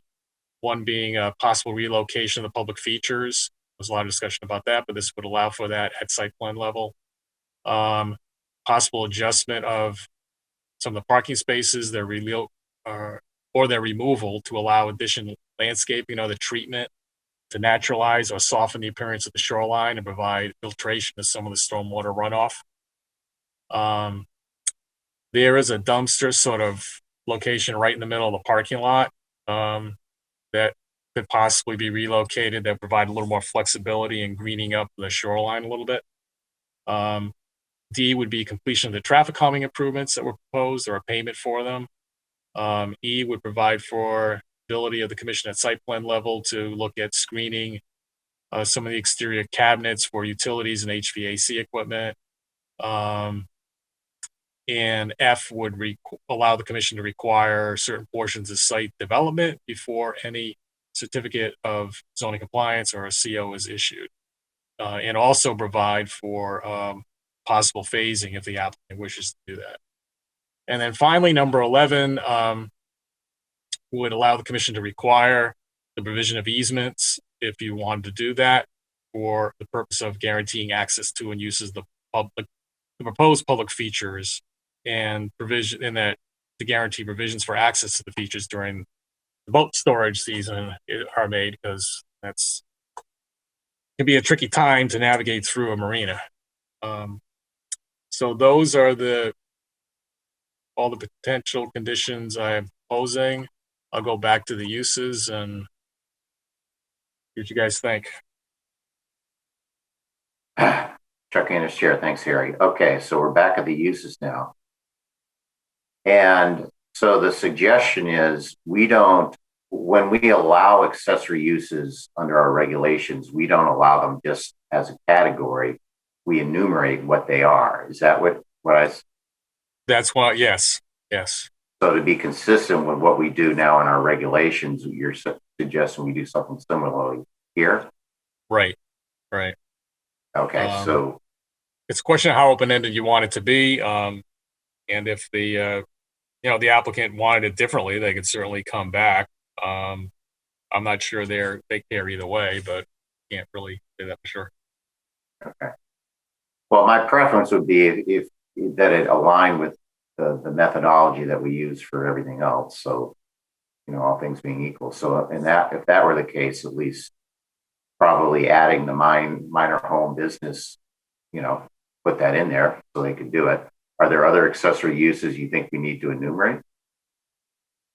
I don't think so, other than the lounge, club room, and bar. I wanted to be clear about that. Technically garages are accessory uses. Well, they were already proposed with the units, so yeah, I think it's very difficult with the development as it's sort of proposed to conceive of someone putting a storage shed or something, accessory buildings out there, or you can't have an accessory apartment. Those are things you probably don't want to see in this development, though. They could get together and come back and say we want to do something, but at least you would have the opportunity to consider it as an application rather than it being an allowed accessory use that wouldn't have an application and wouldn't have an opportunity for the public to comment on it, et cetera.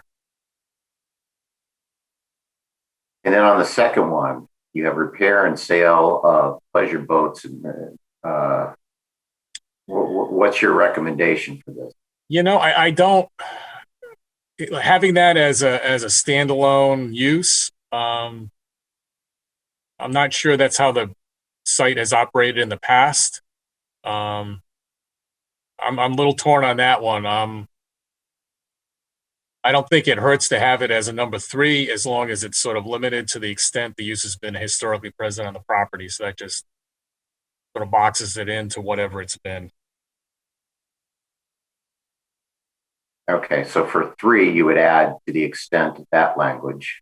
Yeah, and then you could basically stop with number 2. If you did that, then you would take number 2 and say the repair and sale of pleasure boats and marina supplies, engine supplies, and provisions of pleasure boats, in quotes,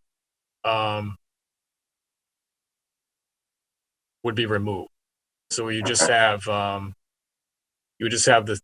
statement after kayaks. It would just read in parentheses: lounge, clubroom, bar, open to members / slip tenants and their guests of the marina, in the residents of the development and their guests, close quotes, as an allowed accessory use. Okay.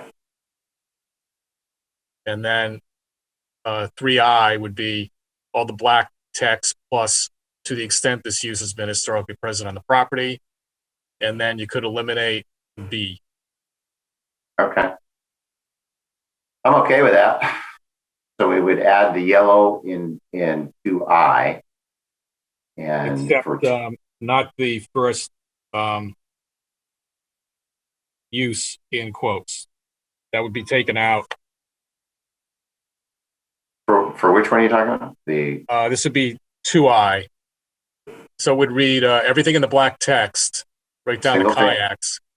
And then it would jump to open parentheses, lounge, clubroom, bar, hyphen, open to members / slip tenants and their guests of the marina, blah, blah, blah, blah, as an allowed accessory use. Okay. And then you keep 3I and just add to the end to the extent this use has been historically present on the property and get rid of the rest of it. Yes, I understand. Yeah, you mean 2I. Yeah, right. Okay. No, 3I would be keeping it as a separate use. Okay. Unless you wanted that to be a. I understand. 3 I's. Okay, got it. I was looking at the numbers. The number 3. Okay, got it. Understand. Oh, sorry. Yeah. Okay. There's questions from. I think I understand what the proposal is, but I don't know if everyone else does or has any questions. Marcy, you're muted. I don't know if they seem pretty much like the same thing. I think the relevant point is, to the extent that the use has historically been present on the property, so that if they're looking to expand anything, there's a process for that to be reviewed. Yeah. Okay. Any other questions or? Yeah, Joe Chadwick speaking. I believe we really should give them the broadest latitude. Just a minor question. Why in item 3 you choose to put a formula rather than just an integer for the number of units? No more than 3.75 dwelling units per acre with the number of units limited to rounded. Well, it's a density, so that if, for example, they found another property adjacent that wanted to become part of the PDD, that's a density level for the PDD, whether it got bigger or smaller. And it also essentially limits it from shrinking, because you need that amount of land to support that number of units. So it just locks it in terms of minimum size is the area it's already proposed to include in terms of lot area, and provides a set density if the area of the PDD expands by gobbling up more adjacent properties, which could happen. So it's typically how we've done it is we've set a, no, it's perfect. It's perfectly reasonable. It's just I thought once the PDD was made, that was it. And if somebody wanted to increase it, it would be a different PDD. Doesn't need to be. It could be an expansion, like we did with near the brewery, when that property that was the site of the hotel was added to the PDD that the brewery's in. Okay, thank you. I don't want to waste any more time on it. Yeah, it's just sort of a technical thing. That's all. Joe, other questions from anyone? So then, Harry, if I'm forgetting, so we're looking at 2AI. We're going to include the yellow, right? Yeah, let me go back. We're looking at 2AI, which would include the yellow, 2A double I, which would read what I said, starting with all the text in black, and then adding the yellow text starting at the word lounge, and changing the very end of it to read as an allowed accessory use. Right. And then for 2A triple I, it would be everything in black, adding the text to the extent this use has been historically present on the property, and removing the rest of the yellow text, and eliminating 2B. Okay, great. Okay. Going back to the first page, there was, I forgot to mention one thing. Right here, all of this, it's the 3 bullet points here. There's a third one on the next page. The third one about the traffic calming was not in the letter by Marjorie Shansky, dated January 27. So right here, after the parentheses, that applicant's attorney, if we added and through testimony presented by the applicant's traffic engineer, David Sullivan, PE, that would cover it. And then I suggested over here, taking out the words after zoning regulations. So you take out except as specified below.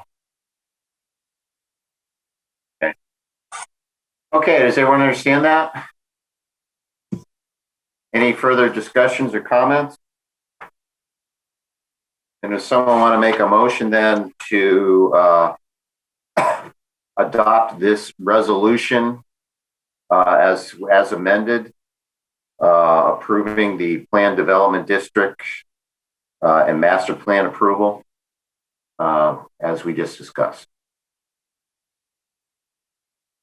Chadwick will make that motion. Motion made by Mr. Chadwick. Is there a second? Second by Marcy Paluzzi. Second by Marcy. Any further discussion? All in favor? Joe Chadwick, are you in favor? Chadwick in favor. Marcy, are you in favor? Marcy's in favor. Massimo, are you in favor? Massimo's in favor. Paul, are you in favor?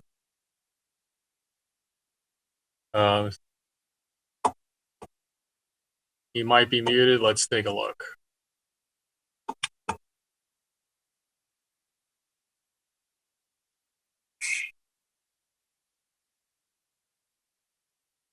I see his phone's off. He looks muted.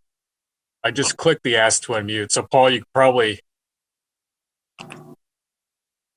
unmute, I hope. There we go. All right, Paul's approves. Okay, Paul's in favor and chair's also in favor. So the application is approved. Thank you very much. Thanks. Okay, that brings us to item number 2 under old business, which is 47 Gould Lane.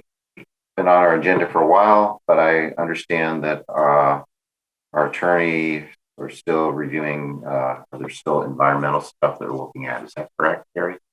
Harry Smith, Town Planner. Yes, that's correct. Okay, so that will be continue to table item number 2. Item number 3, that matter. Also, I understand that we're going to continue to table. What's we have to set a public hearing. We're looking at probably setting that for the 18th. So at this point, we don't have a public hearing set, so we really can't take it up. And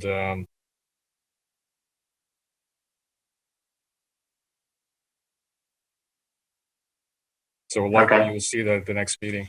Okay, so we'll table item number 3. Item number 4 is Beacon Communities, Branford Housing Authority.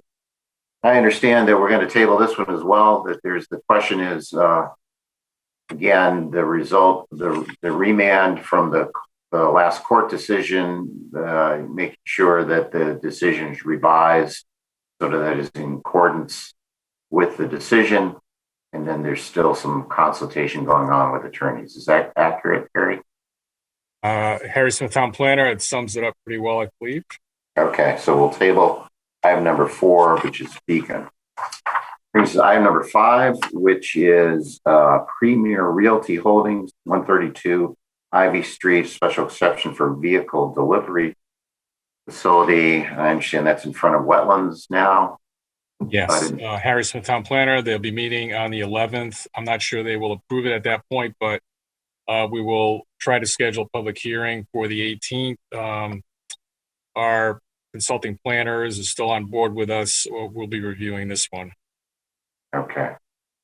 And item number 6, 65 Dorchester Lane, special exception for grading. I understand that's also before wetlands. That is also before wetlands, and our new assistant planner will be taking on that probably on the 18th. Okay, we'll put that in Evan's hands. So we'll table item number 6. Item number 7, Emily Penner and Scott Penner, 1036, 1040 Main Street, special exception for a restaurant and cafe. What's our status on that one, Harry? We're trying to work out some issues with the location and available parking. So at this point, public is really to be determined. So I don't think it's quite ready for the 18th. I'm actually meeting with the applicants tomorrow on that. Okay. Progress. Okay, so we'll table item number 7, and then new business, which I think is old business. Item number 1, the Cirrus Farm, 101 and 150 North Branford, special exception for a brewery and tasting room. I understand that's before wetlands as well, or what's going on? It's also before wetlands. Okay. So that has also been referred out to our consulting planners. So we're looking at probably the 18th for public hearing on that. Okay. So that's another brewery, and we'll table that one for now. Item number 2, Victor Casella, 23 Prospect Hill Road, special exception in CAM for grading. Probably looking at a public hearing for the 18th on this. And again, Evan will be handling this one. Okay, great. So that item number 2 is tabled. Item number 3, 48 Leeds Island Road, the mobile station, by Stop and Shop. Also wetlands. Yeah, there is a small wetland, I believe, between the property and I-95. So that's, we'll see how wetlands wants to deal with it, but we won't know that till after the 11th. So probably looking at probably the 18th. We'll see. The 18th is getting a little loaded, as you can probably divine from the other applications. So I don't know if we'll get to this one for the 18th. Okay. Then item number 4, Town of Branford, the site plan, the Cosgrove Animal Shelter Edition. And that's before wetlands as well, I understand. Yeah, it's also before wetlands. So probably looking at the 18th for that. Okay. We'll table item number 4, and then item number 5 is Andrew Rayoni, Kayop Branford LLC, 1025, 1099 West Main Street. That's the Bank of America in the Big Y Plaza. Right on the corner, yes. Right. So they have an ATM on the parking lot side of the building. They're looking to add that to the drive-through. So we just got this in, I believe, early this week. So we'll be scheduling a hearing about that once we've looked at the application to see how complete it is and so forth. Okay. And then we did receive 2 more applications that didn't make it on the agenda by the cutoff yesterday. One is for an accessory apartment and possibly a oversized accessory structure at 46, I believe, Parish Farm Road. And another is, I believe, for another accessory apartment at 548, 552 Leeds Island Road. So these, because they came in before close of business yesterday, are automatically received for the record. And we'll look them over and get public hearings set. We can schedule them. Okay, so we'll accept those items and schedule a public hearing when appropriate. That brings us then to other business. We got a bunch of bonds. So you want to run through these? Sure. Harry Smith Town Planner. There are 2 bonds for development on Lomatra Lane. One is number 14, and it's a request to bond outstanding landscaping that needs to be put on the site given the time of year. The developers proposed a bond amount of $4,000. The bond would cover landscaping, lawn establishment, and the driveway apron. We have a memorandum from Daniel Brennan, our CEO, that the commission approved the bond at the proposed amount of $4,000. Their motion to approve the $4,000 bond for the 1420 Lamatra Lane.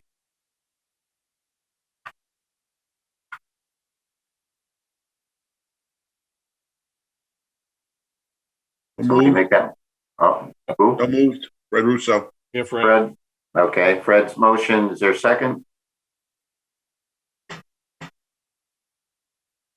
Chadwick seconds. Joe seconds. Further discussion. All in favor? Joe, are you in favor? Joe Chadwick? Joe in favor. Fred? Favor. Joe Vayuzo? Might be muted. Muted. Go ahead, Joe.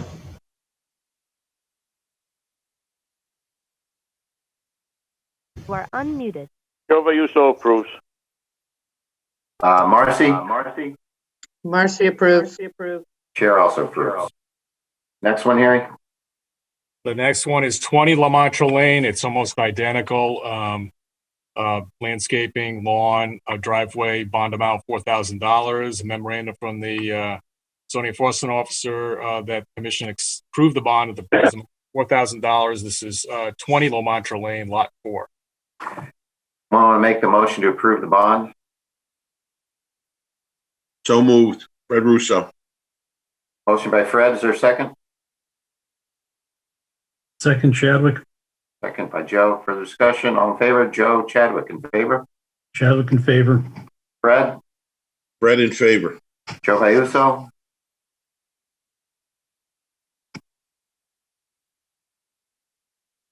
I'll mute him again. You are unmuted. All right, Joe Vayuso approves.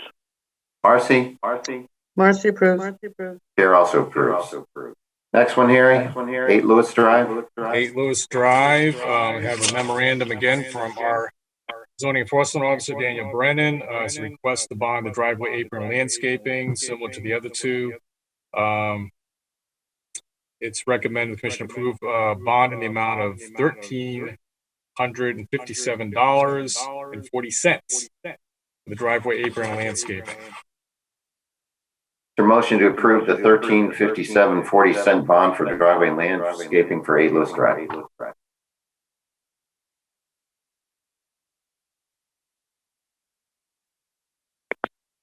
The host will be informed that you would like to speak. Somebody make that motion to approve. So moved. Fred Russo. Fred moves. Is there a second? Chadwick seconds. Chadwick seconds. All in favor? Joe Chadwick in favor? Chadwick in favor. Fred? Fred in favor. Joe Vayuso? Joe Vayuso in favor. Marcy? Marcy's in favor. Chair's also in favor. Next one is a bond release for 26 Summer Island Road. Gary? Have a memorandum again from Daniel Brennan, our zoning enforcement officer, regarding 26 Summer Island Road. It says he's inspected the driveway, which has been completed in compliance to the approved site plan, and he's recommending the remainder of the bond be released. This is an amount of $554. It's remaining in the bond. So releasing the bond for the driveway apron at 26 Summer Island Road. Their motion to approve the release of the bond for 26 Summer Island Road. So move, Fred Russo. Fred makes a motion. Is there a second?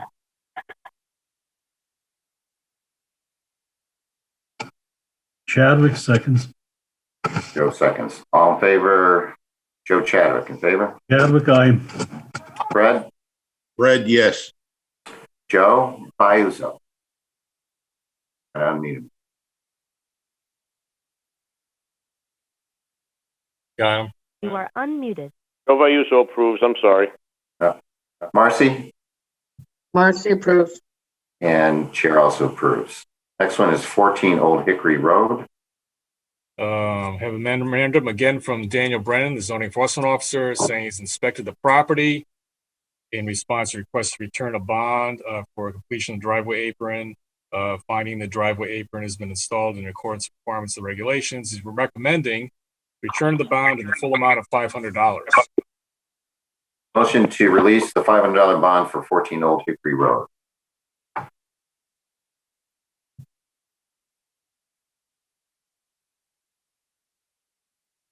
Fred Russo, so moved. Fred moves. Is there a second? Chadwick seconds. Chadwick seconds. All in favor? Joe Chadwick in favor? Chadwick in favor. Fred? Fred in favor. Joe Biuso? Joe Biuso in favor. Marcy? Marcy Paluzzi in favor. Chair is also in favor. The last one looks like establish a bond for 148, 172 Main Street. Yes, Harry Smith, town planner. We did not get information about this bond before the meeting, so we're going to have to defer it to the next meeting. Okay, so we'll table that one. Yeah. Brings us into the planner's report. Harry Smith, town planner's report. Give you a little bit of an update. I think at the last meeting I mentioned the South Central Regional Planning Agency, Council of Governments, is looking at doing a regional version of the affordable housing plan that would probably include segments or chapters for each town. I think it makes a lot of sense to dovetail into that effort. I talked to the appropriate person in the Department of Housing about getting an extension in our grant, which is due to expire the end of June. So she said that would certainly be possible. It's actually provided for in the grant documentation. I just need to let them know around April 1st that we want to do that. I do have a set of proposals in-house. So we did get responses to our request for proposal. And maybe I'll talk to a couple of commission members offline about possibly being part of a group to select a consultant. It shouldn't be that big an effort in terms of reviewing the proposals since we only got 3. And certainly probably talk about extending out the time frame. I think it makes sense to take the grant and bring it out into the time frame the regional planning agency or COG might be looking at doing a regional plan. So, sure, some coordination and some work on that by the consultant. So that's a little update on that. We also, at the request of the chair, did not yet complete look at some of the legislation out there. So just give you a little bit of an update on that. There is one bill that's been raised. I think it's House Bill 6541, which would provide for better coordinating, I guess, the inland wetlands and P&Z approvals, and will provide for inland wetlands approvals that are associated with P&Z required approvals to not take effect until the P&Z is approved an application, so you don't get someone starting on site work without P&Z approval happening. So I don't have the whole bill on that. I just have a summary of that. But that's basically what it's up to. Like all pieces of legislation, we don't know what's going to come out of the process, so there's just things that are out there being considered right now. There is a bill, don't know what body it's in front of, I guess it's number 970, which would provide for changes to the section of the state law regarding timeframes for approvals. Typically, a site plan special exception have a 5-year life with a 5-year extension. Due to the recession, a couple other things that have happened over the years, there was special consideration given in terms of basically extra life, if you will. I think back around 2011, they gave an extra couple of years. This bill would grant 1 more year to approvals that occurred after July 1st, 2011, but prior to the effective date of this bill, should it become law. So just a little wrinkle that's out there. There's a pretty large bill, number 6448, proposed by the governor, that would make a lot of changes to the FOIA section, basically instituting the executive order rules we've been living under for about a year now. There were some tweaks to it. I haven't gone through all the specifics, but it basically provides for hybrid meetings, remote meetings, basically the way we've been doing business. Audio recordings, some of the requirements would be there in terms of posting things 24 hours ahead of time on electronic media, website Dropbox, and how to make comments that people need to identify themselves verbally before they state a comment on the record. Basically all the rules have been operating under, it seems to be. I haven't looked at every little detail of it. So that's interesting, and also part of a very large bill that deals with regional planning and some financial matters.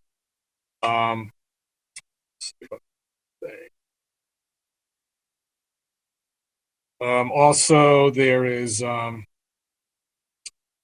last but not least, you may recall the commission at one point several years ago did location approvals for motor vehicle repair and service stations. That function has been going back and forth over the years between zoning commissions and ZBAs. They've done different things. There used to be criteria for public hearing. That's been removed, and there was an argument whether that actually was removed by the statute. The courts finally found, I believe, last blow was yes, they were actually removed. This bill would bring the location approval process back home to you folks from its visit at the ZBA for a few years. So this, I believe, was proposed by actually the Connecticut chapter of the American Planning Association. So, or they put together the language. I don't know who actually sponsored the bill. So we'll keep you informed about that. And there's one more bill that Evan has dug into a little more regarding cannabis or marijuana, and he's going to give you a little update on that. We'll, track legislation, try to give you a little more complete picture of some things when we learn more, but that's about all we had time to get into for this meeting. So I'm going to turn it over to Evan to go through the bill he looked at. Evan Brining, Assistant Town Planner. Came to our attention that Governor Lamont was proposing this bill to the state legislature. Let me share my screen for just a moment. It is 160 pages. I haven't gone through it in its entirety, but I tried to pin down sections that most closely related to the Planning and Zoning Commission. From his webpage, they describe it as a comprehensive framework for the cultivation, manufacture, sale, possession, use, and taxation of adult use cannabis that prioritizes public health and public safety. Any sale of cannabis must be conducted by a state licensed establishment. Existing medical producers may become licensed for operation in adult use market, and existing medical dispensaries may be licensed for adult use as well. And in front of you, any municipality may, by amendment to such municipality zoning regulations or zoning ordinance, 1, prohibit the establishment of cannabis establishments except for a dispensary facility or producer. 2, establish reasonable restrictions regarding the hours and signage. 3, establish restrictions regarding the number or density of cannabis establishments except for dispensary facilities or producers. 4, establish restrictions on the proximity of cannabis establishment to the establishments listed in subsection A of subdivision 1 of section 30-46 of the general statutes. I wasn't sure if Harry had any additional questions or suggestions for the board. Harry Smith, Town Planner. I just point out that it seems intended to allow potential sale of marijuana for recreational purposes by an existing dispensary for medical purposes. We have one in town. This is over by, I think it's across East Main Street from the Branford Motel on the corner of Business Park Drive on East Main Street. So there have really been no issues that I'm aware of. I think it moved location very close to where it was. And at the point that it came back in for approval by the commission, we checked with the police department and they had no issues with it at that point. So that's the one that could potentially end up selling recreational marijuana. We can keep you, posted about this. It seems to create some limitations and provisions for how the commission could create zoning restrictions around the sale of marijuana. And it's something maybe the commission wants to look at in the future. I believe the one that we went back and looked, and the one that's allowed now is basically allowed partly as a medical clinic. And it's allowed in, there's retail sales that go along with it, but it's also partly a medical clinic because it's a dispensary of a product that's subject to a prescription by a licensed medical practitioner. So we just want to bring all these to your attention. And if you want us to keep track, I'll look into particularly the marijuana question. Let us know. It looks like this is sort of a first step out of the gate. There's no guarantee it's going to go through the legislature. I think there was an effort the last session that didn't really go anywhere. The bill was introduced. I think it died. So this one could easily die as well. But there you have it. Candace, Chair, thank you, Harry. Thanks for the legislative update. Anything else? I don't have anything at the moment. Evan, is there anything else you have? Nope. Anything else that anyone else has? If not, then someone want to make a motion to adjourn? Marcy Pelosi makes a motion to adjourn. Motion made by Marcy. Is there a second? Chadwick will second that. Seconded by Mr. Chadwick. Any further discussion? All in favor? Joe Chadwick, are you in favor? Chadwick in favor. Fred, are you in favor? Fred in favor. Joe Iuzzo. You are unmuted. Joe Iuzzo approves. Marcy. Marcy Pelosi approves. And Chair also approves.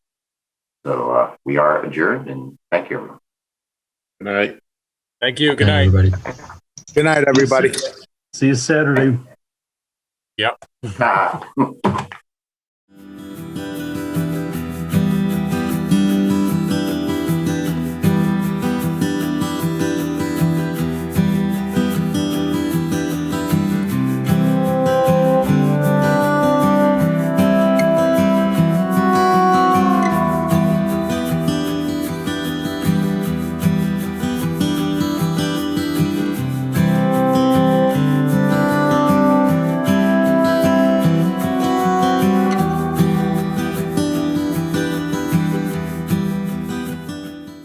This program was brought to you in part through the support of the Town of Branford. Watch town meetings and other videos on demand at BranfordTV.org.